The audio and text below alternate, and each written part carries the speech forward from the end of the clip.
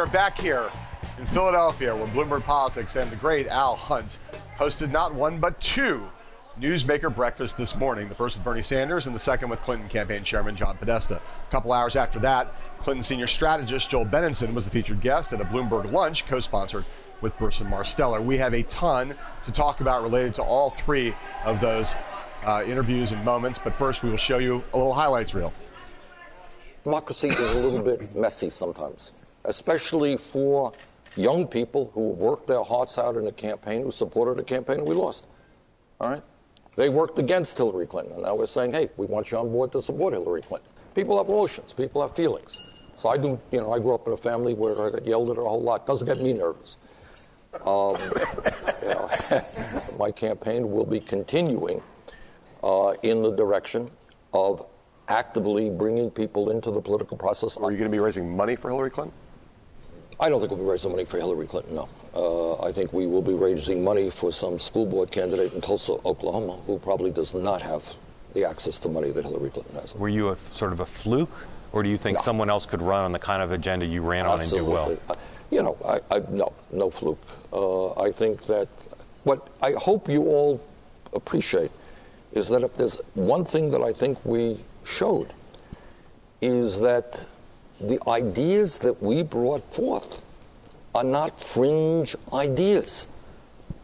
They are not outside of the mainstream. And it will be a terrible, terrible shame if we do not figure out a way to capture that energy, to capture that idealism, to capture that love of this country. And that's kind of what I want to do. The work now between leaving this convention and November is the nitty-gritty work. We'll put it in a context about what a Donald Trump presidency would look like, and we will take that argument to him, and we will be, from the campaign and from her and from Tim, we'll see them effectively and aggressively prosecute the case that he should not be president. I don't know what he really thinks. I don't know what he believes. All I know is he's running a campaign of racial division, and it's unbecoming of a major national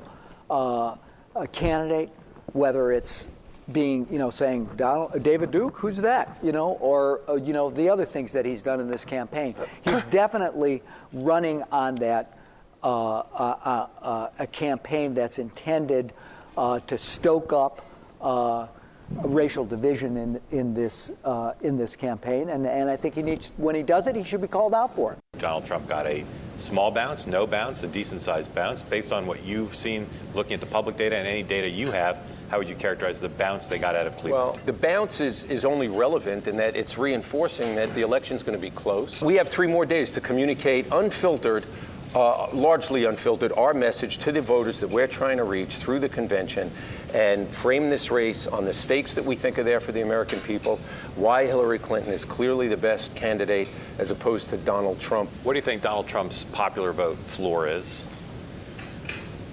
Floor. Low 40s. Low 40s. Low 40s. I mean, he's been in a lot of polls pre-convention, low 40s. Didn't see him a lot of times break 45. Can you name an issue in this race in which Hillary Clinton has basically defied the Democratic Party and said, we need to be more centrist on X?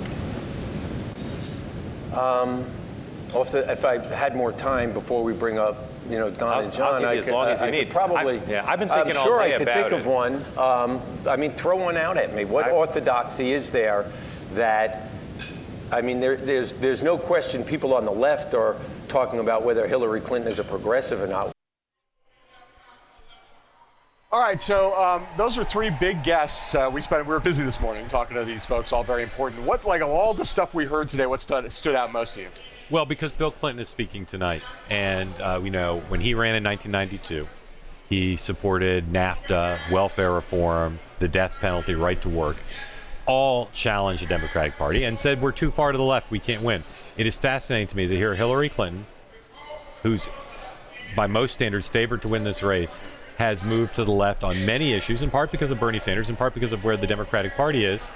And Joel Benenson could not name a single thing, and I can't name a single thing, where she is saying to the Democratic Party, we need to change. Donald Trump saying a lot of things to the Republican Party like that. Yes. I mean, one of the things that we always talk about is that the candidates who win presidential elections usually have to go to their base at some point and say, you're wrong on this issue or that issue. You have to defy the base to show political courage, not just to move to the center, but as a kind of sign of that's a sign of strength in a lot of ways. Trump has done that a lot more than Clinton's done that so far. Whatever you think of his positions that Hillary Clinton has, she has more or less moved over. It's also true, though, that the country is in many respects, especially on a lot of these social issues, gay marriage, for example, drugs, for example. The country is now, the middle of the country is a little bit more progressive on some of those issues, and that's part of what's happened with the Democratic Party. But I do think it's created a very interesting ideological tangle between her and Trump, because Trump is more to the left of her on some issues, he's more to the right of her on others, and she is much more the orthodox candidate. He is the much more unorthodox candidacy within their respective parties.